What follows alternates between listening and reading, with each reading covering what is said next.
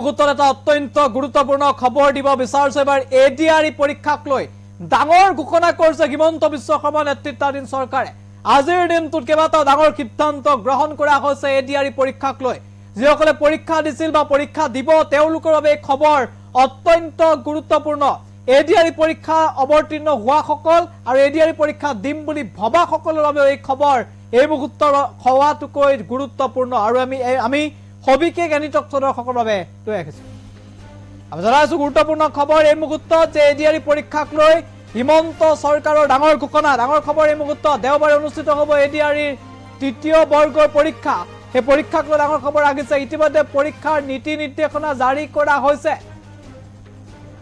কি নিয়ম মানি চলিব লাগিব পৰীক্ষাৰ্থীয়ে কেও এই মুহূৰ্তত আহি পৰিছে পৰীক্ষা হললৈ কি নিব পাৰিব পৰীক্ষাৰ্থীয়ে তাক লৈ ডাঙৰ খবৰ আহিছে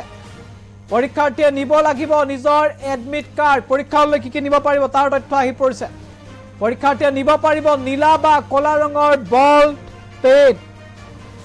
লগতে নিব পাৰিব পেন্সিল স্কেল আৰু ৰবৰ পৰীক্ষাৰ্থীসকলে নিব লাগিব নিজৰ পৰিচয় পত্ৰ ভোটাৰ আইডি আধাৰ কাৰ্ড এনেধৰণৰ পৰিচয় পত্ৰ নিব লাগিব পৰীক্ষা আৰম্ভ হোৱাৰ 1.5 ঘণ্টা পূৰ্বে পৰীক্ষাৰ্থী উপস্থিত হ'ব লাগিব পৰীক্ষা কেন্দ্ৰত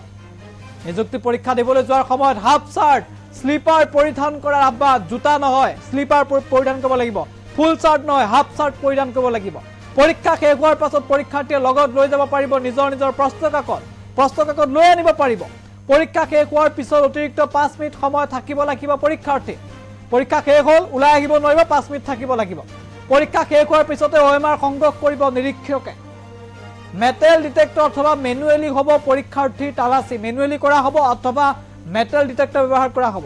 আপত্তিজনক তালাচীৰ সন্মুখীন হলে পৰীক্ষা কেন্দ্ৰ তত্ত্বাৱধায়কক তাৎক্ষণিকভাৱে জনাব পাৰিব শিক্ষাৰ্থীয়ে বা ছাত্ৰ বা ছাত্ৰীয়ে খোৱা পানীৰ বটলত নাথাকিব কোনো ধৰণৰ লেবেল অৰ্থাৎ পানীৰ বটলৰ লেবেল থাকিব নোৱাৰিব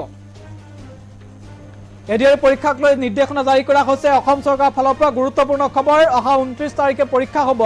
গতিকে পৰীক্ষা আপোনালোকৰ বাবে অত্যন্ত গুৰুত্বপূৰ্ণ আৰু এই পৰীক্ষাৰ পূৰ্বে কেতবোৰ নিৰ্দেশনা জাৰি কৰা হৈছে আজি পৰীক্ষা অনুষ্ঠিত হ'বলৈ গৈ আছে যে পৰীক্ষাক লৈ কেতবোৰ জৰুৰী নিৰ্দেশনা আহিছে চৰকাৰৰ ফালৰ পৰা গতিকে ইয়াৰ পূৰ্বে আপুনি নিয়ম জানিব লাগিব এতিয়াৰ পৰা পৰীক্ষা হললৈ আপুনি হাফ চাৰ্ট পিন্ধি যাব লাগিব অৰ্থাৎ ফুল চাৰ্ট আপুনি পিন্ধিব নোৱাৰিব হাফ চাৰ্ট পিন্ধিব লাগিব স্লিপাৰ পৰিধান কৰিব লাগিব আপুনি